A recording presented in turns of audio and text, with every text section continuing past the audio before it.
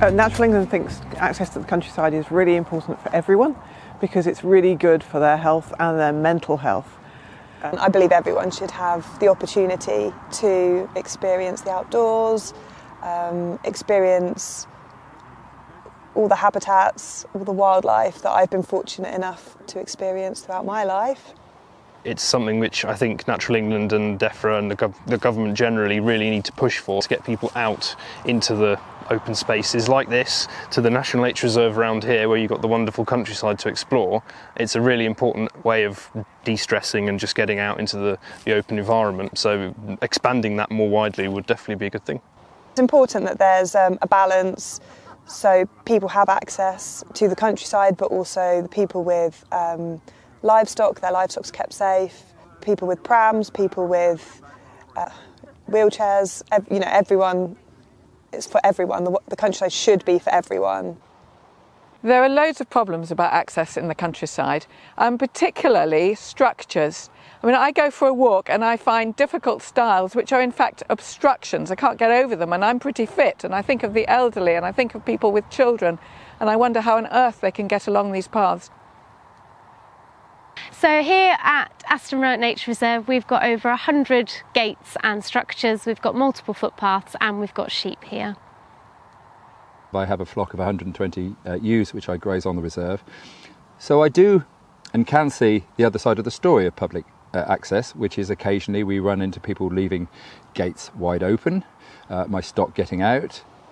And what we really want in the countryside is a way of enabling farmers and landowners to keep their livestock safe, whilst at the same time people being able to access paths, and particularly in the Chilterns we've got over 2,000 kilometres of public footpaths and rights of way, and we'd like everybody to be able to access them and enjoy the landscape.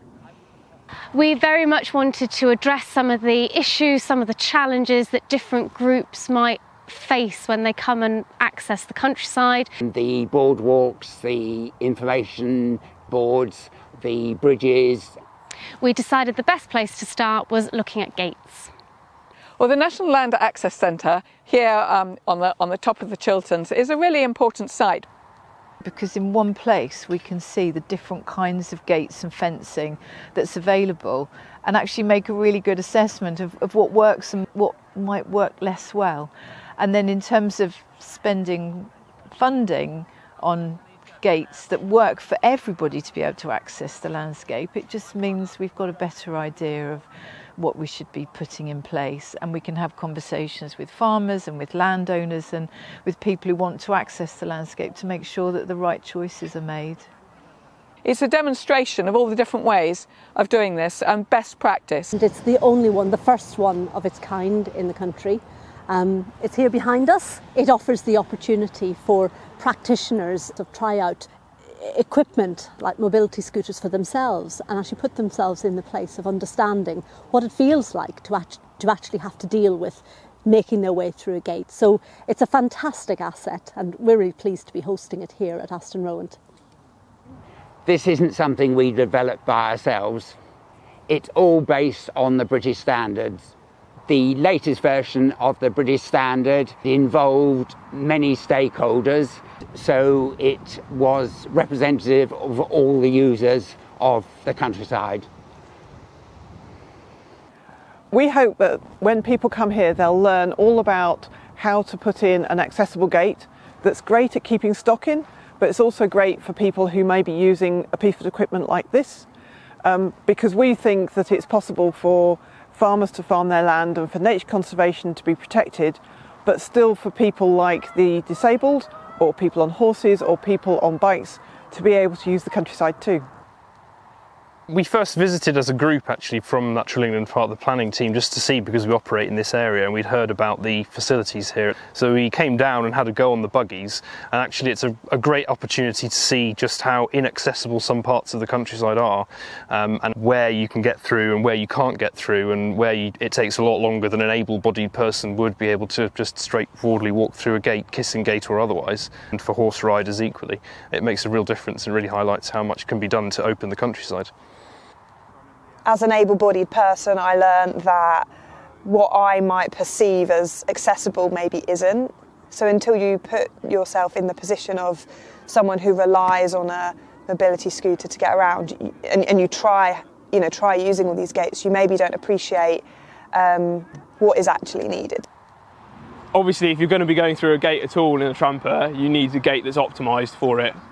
So being able to approach it from both sides, having it wide enough. So the space, the main thing for me was like the space around the gate, not just the way the gate functions itself. But then also that it closes automatically behind you, and you don't need to worry about reversing and manoeuvring in order to close it. So it just makes the whole process of moving through a gate a lot easier.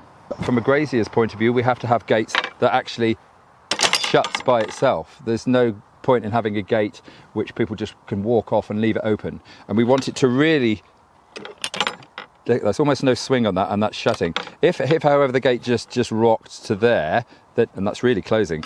But I don't want my sheep to come along and rub their back on it, and then, oh, we're in another field, or we're on the road.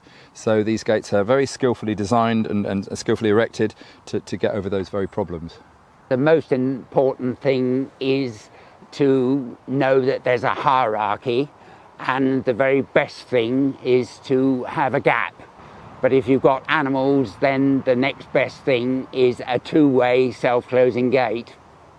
What we're hoping to do here is to give you the information to make the best decisions for both the short and the long term.